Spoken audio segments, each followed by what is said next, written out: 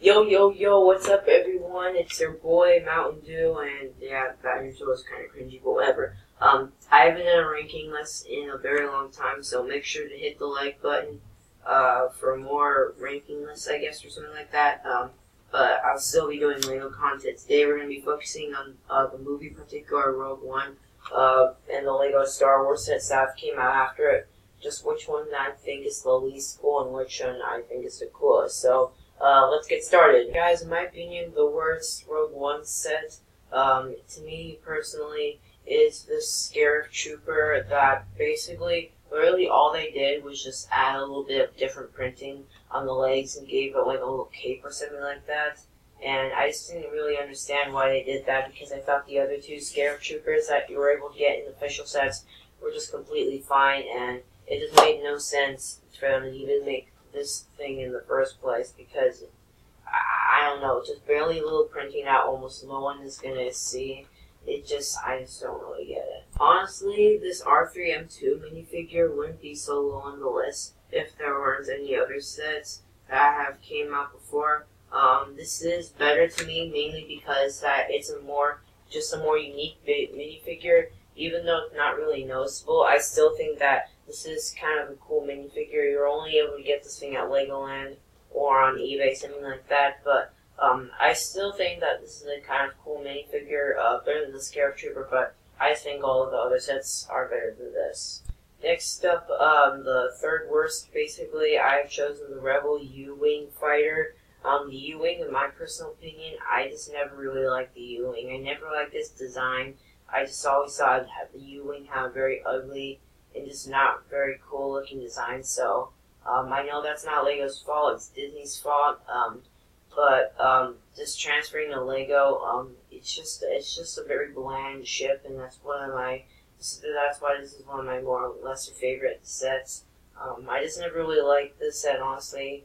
I guess the minifigures are okay, but once again, the design, it just doesn't really work for me, though, like the colors and all that. And the worst part about it is the fact that you're able to like move the wings, you're like able to open the wings.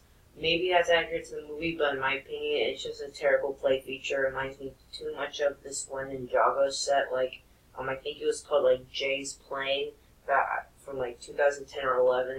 That play feature reminds me,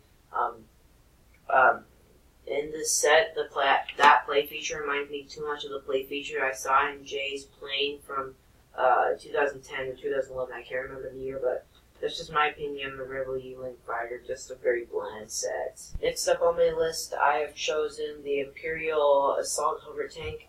Now, that doesn't mean this is a bad set, because I actually do think that the set is kind of cool. I do like that little orange thing on the back. But I just feel like the design, once again, it's not Lego's fault, it's Disney's. But I just kind of felt like that the design could have been a tad bit more better. It did come with some cool minifigures. I can't really read it from this picture right here, but I also think this is a pretty good deal. I mean, 385 pieces for only $30 was an absolute steal in my opinion, and definitely could have gone for like, I don't know, $5 more, but that's just my opinion on this set. Let's go on to number... Actually, I don't know what number. Next up on my list, I've chosen the TIE Striker. Now, the TIE Striker, before I wasn't really a fan of its design, so I didn't really pick it up. But over time, I kind of seemed to appreciate it more because now looking back at it, it's not as bad as I thought it was. I mean, nowadays, I kind of like the design, and I love the colors that it chooses.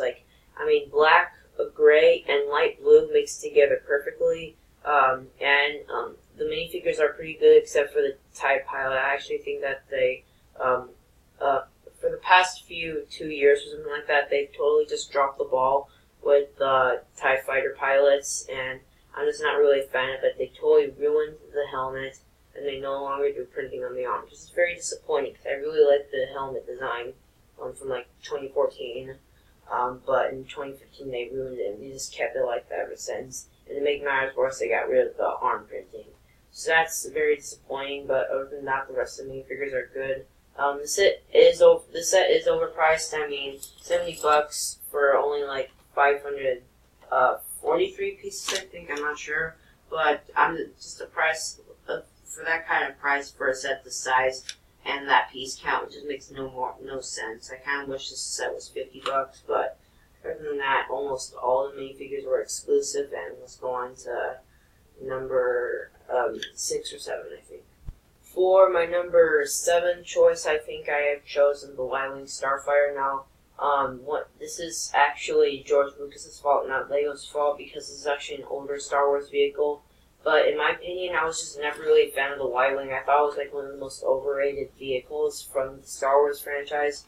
And the set I never really liked, and that's always kind of why I felt like it was always warming the shelves, because I always saw this thing just go down in price from like $60 to $47. So it's like, this is like a very unpopular set, and I can understand why. But other than that, I guess the design, it's definitely an improvement over the previous one.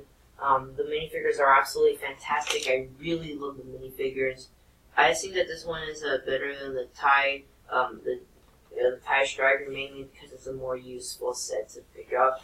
I'm not really a fan of the design, but I just like its use better. And use, to me, is better than design. For my number 6 or 5 choice, I've chosen the Rebel Trooper Battle Pack.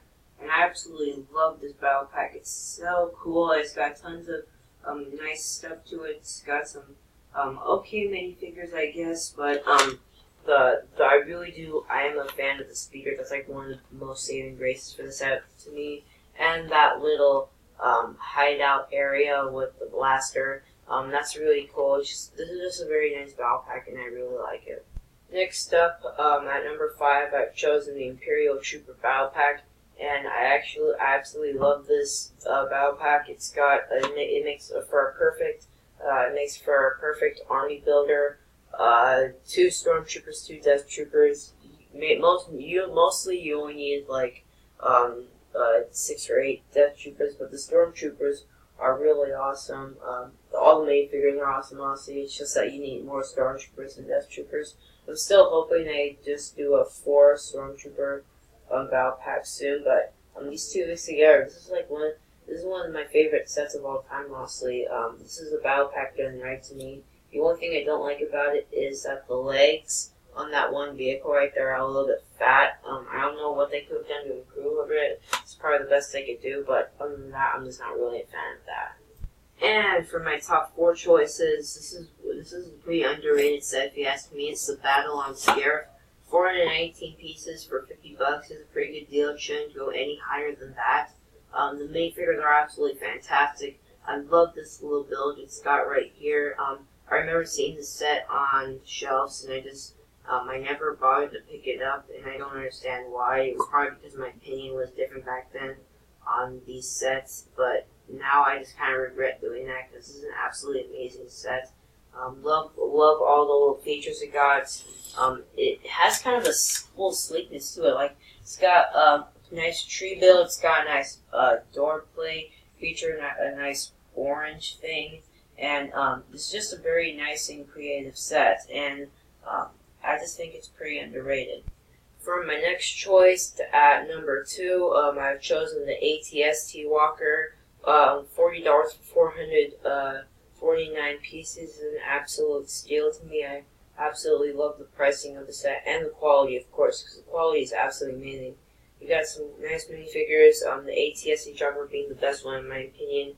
Rebel Trooper and Baze Malvis. And of course, if you have not seen my graduation video, or if you have from my middle school, you would know that my number 1 favorite Rogue One set is the Director Krennic's Imperial Shuttle. This is an absolutely amazing mock. It's got a great line of minifigures: K2SO, Cody Rook, Peo, Director Krennic, and 2 Imperial Death Troopers.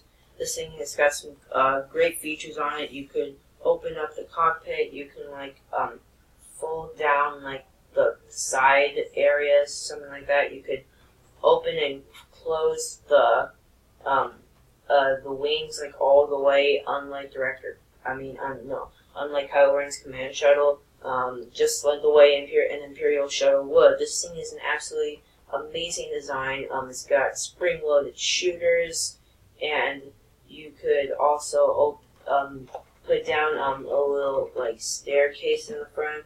It's got some engines in the back. I mean, this thing is honestly an amazing model. You could land it, and totally worth the 90/80 bucks. You can get it for even cheaper on eBay. Like this set, 863 pieces for only $90 or less is absolutely one of the most amazing price Lego set I've ever seen.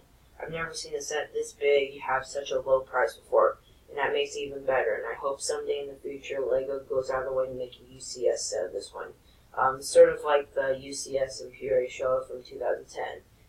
This set is good, but I think Lego can do a so much better job, especially considering how amazing this one is for me. And a few years from now, I'm just going to still be looking at this thing saying how awesome it is. But anyway, hope you guys enjoyed this ranking video, and if you did, make sure to like and subscribe for more Lego content, or the type of content. I use tons of content actually. And of course, I'll see you in the next video. Bye.